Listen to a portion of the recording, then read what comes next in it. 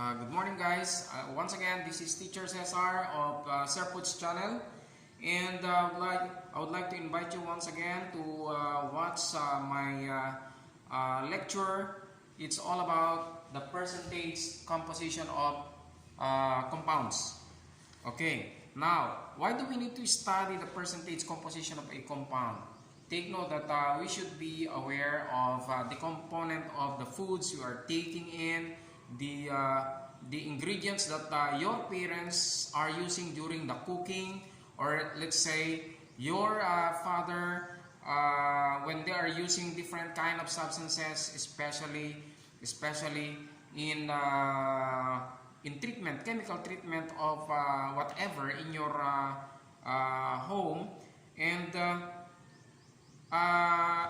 let's try to have an example of these substances. Just like, for example, in the hospital, for medical purposes, they are using an isotonic solution. We call it dextrose. So, sa ating mga ka-estudyante dyan, alam niyo ang composition ng suero o dextrose na ginagamit natin, yan ay glucose. Okay.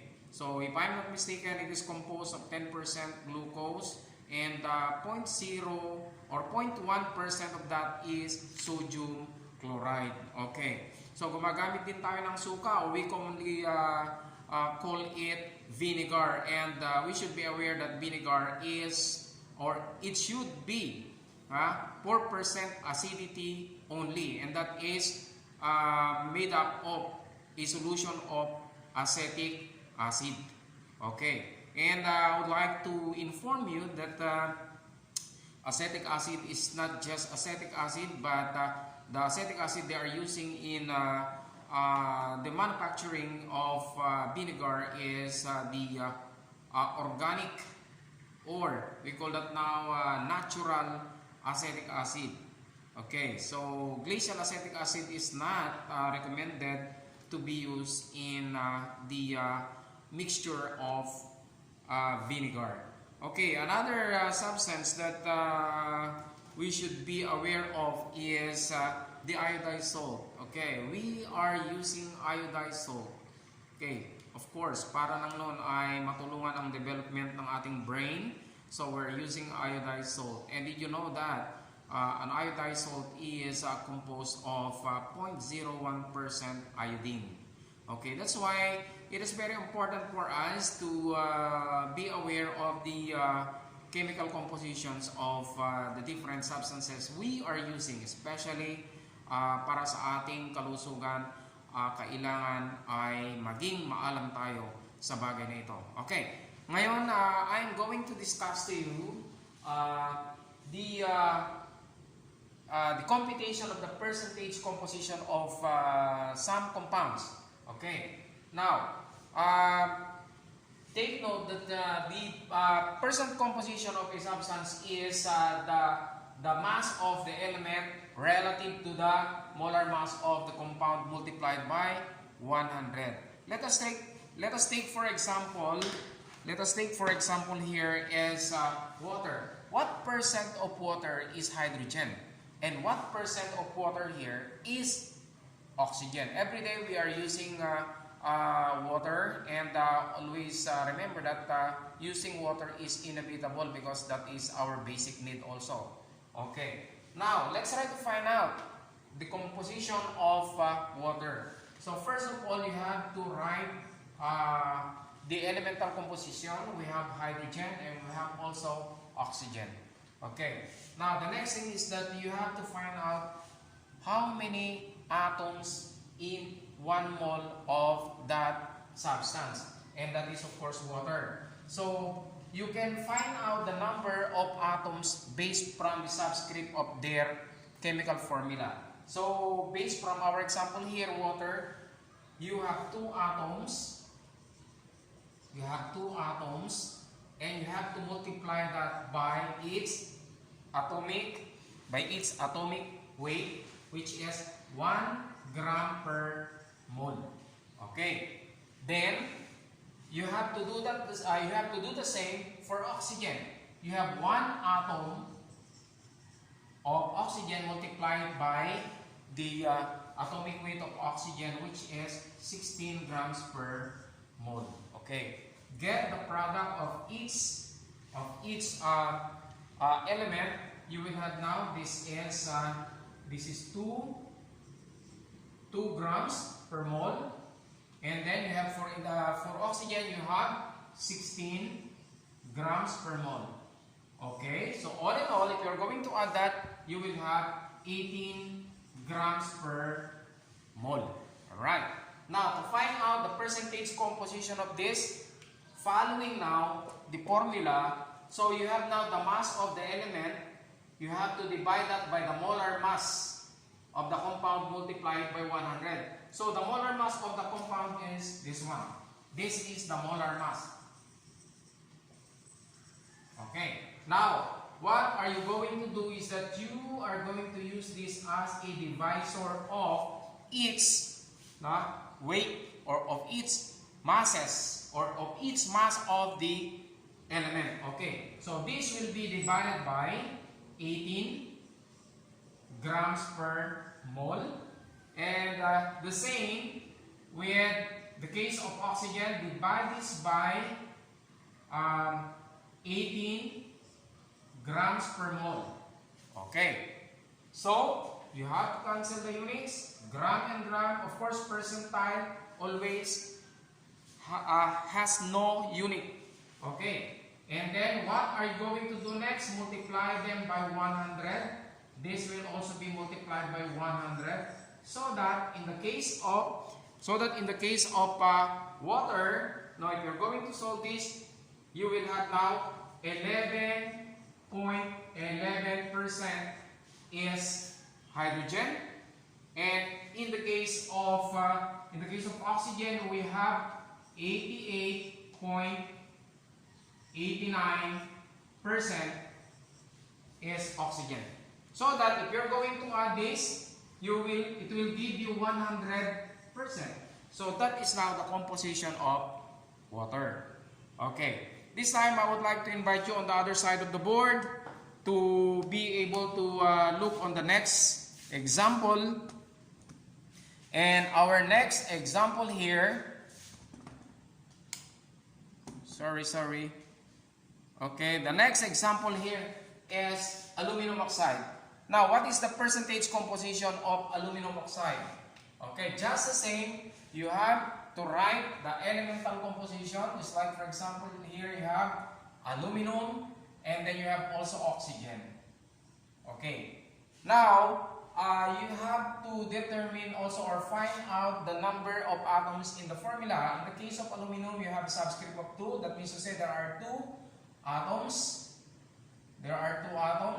And then in the case of oxygen, you have 3 atoms.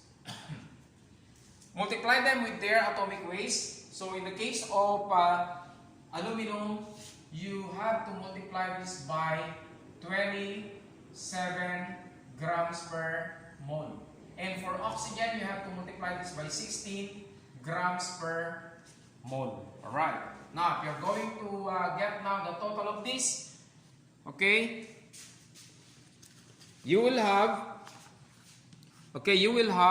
54. This is 54 grams per mole. And here you have also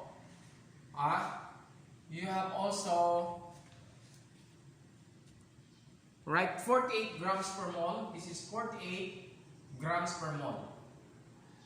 And then get the total. Okay, you will have 102 grams per mole. Okay, now this will be your common divisor for both products of the elements in the compound. So you are going to use this as divisor of each of these, so that this will be divided by 102 grams per mole. Okay, just the same here, 102 grams per mole. Alright, units will be cancelled. Okay, and multiply them by 100. Multiply this by 100 and you will get the percentage composition of aluminum oxide. Okay. So in the case of aluminum, you will have 52.94%. 52.94%. So that's it. And for oxygen, you will have 47.06%. 47.06%. Alright. So that if you're going to add this, it will give you 100%. Okay. So that is our number 2 example. And let us consider the other example here.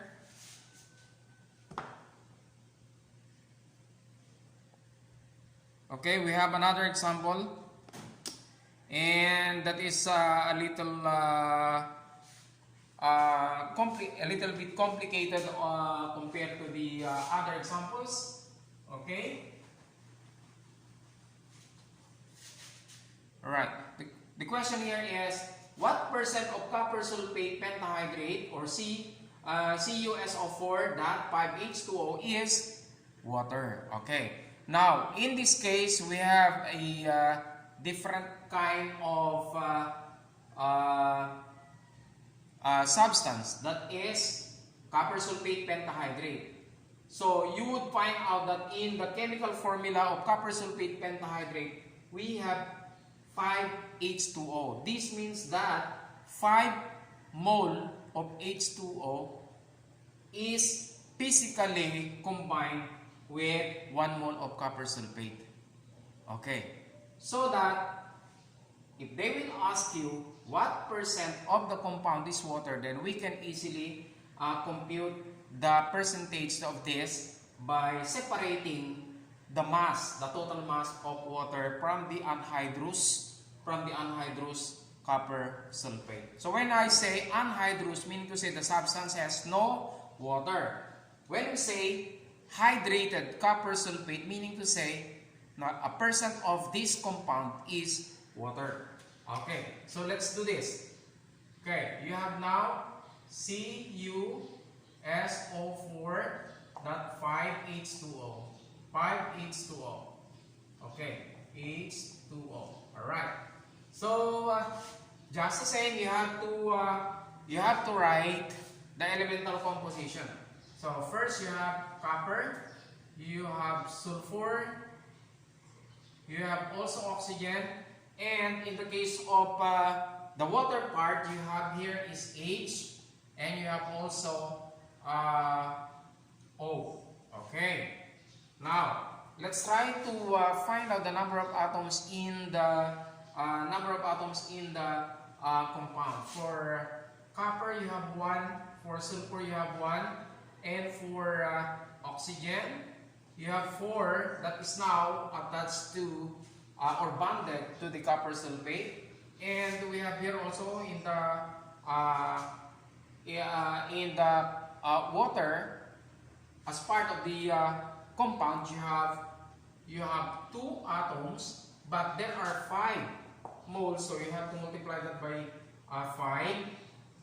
Okay, or simply you can multiply it later, just like for example multiply this by their atomic weights later. Then for oxygen, you have also how many atoms? You have 1. All right, and then what next is that you are going to multiply them with their atomic weights. Just like for example for copper, you will have 64 grams per mole. 64 grams per mole. And for sulfur, you have 32 grams per mole. Okay? And then for oxygen, multiply it by 16 grams per mole. Alright. Now, you have also hydrogen here. Multiply it by 16 grams per mole. Alright? And oxygen, I'm sorry. This should be 1 gram per mole, rather 1 gram per mole, and for oxygen, multiply this by 16 grams per mole. Alright, now get the product. Alright, so here in the case of copper, you will have 64 grams per mole. Okay. Then for sulfur, you have also 32 grams per mole. And then for oxygen, you have also 64 grams per mole.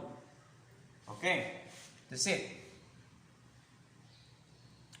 Now, the next thing is you have to compute the number of or the weight of water. Okay, here you will have now 2 grams per mole, and then you have also here you have 16 grams per mole, and then if you are going to add, you have to get the sub total of this, and you will have now 18 grams per mole, right, as water. Since there are 5, you have to multiply this by 5. This is times 5. Okay, multiply that by 5, so that this will be times 5. Okay, so that you will have now the total mass of water, which is 90 grams. 90 grams per mole. Okay, now with that, you have to take the sum of this. Okay, you have to get the sum of this, so that you will have now a total of 250 grams per mole. Since what you need only, or what is being required in the problem, is the water part of the compound. So that if you're going to divide this now by 250 grams per mole and multiply this by 100, you would be able to arrive into its percentage composition, or its percent in the compound, and that is 36%. 36%. Okay, that is water. Okay, so that the total percentage of water in the formula CuSO4.5H2O is 36%. And on the other way around, the percentile of the anhydrous copper sulfate is that is now around the 64%. Okay, simply you have to deduct 36% to 100%, and you will have now the percentage of the anhydrous copper sulfate.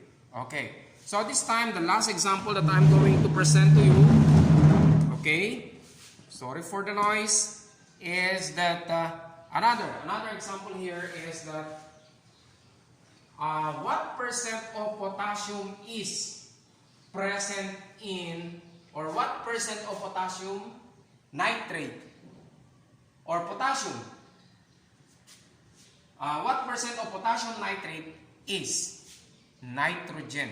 Okay, so you know nitrogen is very essential, especially for the agriculture, especially for plants, because take note, this is one of the essential elements that are needed by the plant in order for them to grow, to become greener. So we need nitrogen, and therefore let's try to compute it this way. Just the same, KNO3. Okay, now you have to find out the elemental composition of this. You have now potassium, you have nitrogen, and you have also oxygen. Take note that the process is the same with the third example, that is now copper sulfate pentahydrate. But this time, what makes it different is that we are computing the percentage of the element that is chemically combined with the other elements. Okay. So in the case of this substance, you have potassium, and that is only one atom. And nitrogen, you have only one atom. And for oxygen, you have also three. And multiply them with their respective atomic weights. For potassium, you have, okay, for potassium, let us try to look on the atomic weight of potassium. Potassium is 39, okay, 39 grams per mole, okay, and nitrogen is 14 grams per mole, okay, while oxygen, of course, we commonly use oxygen as an example, that is now 16 grams per mole, okay. Now, what is the next thing to do? You have to get the products and then add, okay, this is 39 grams per mole, and then this is 14 grams per mole, and you have also 3 times 16 is 40, what is that? 3 times 16, okay, you have 48, this is 48 grams per mole. Now, get the total mass of this, or the molar mass, so that you will have now 39 plus 14 plus 48, then you will have 101 grams per mole. Now, since what is being asked here is the percentage of nitrogen, so simply divide nitrogen by 101 grams per mole and multiply this by 100, and simply you will arrive with its percentage composition. Okay, so that you will have now 14 divided by 101, you will have 0.138 or 139, multiply that by 100, and then you will have 13.86. 13.86%. 13.86%. Okay, so that is now the percentage of nitrogen in potassium nitrate. Alright, so guys, that is the last example. And now once again, this is teacher Cesar of Serpod's channel, and if this video helped you in your lessons, then subscribe, and of course share if possible, so that others may be able to understand the concept of percentage composition. And once again, that's all, guys.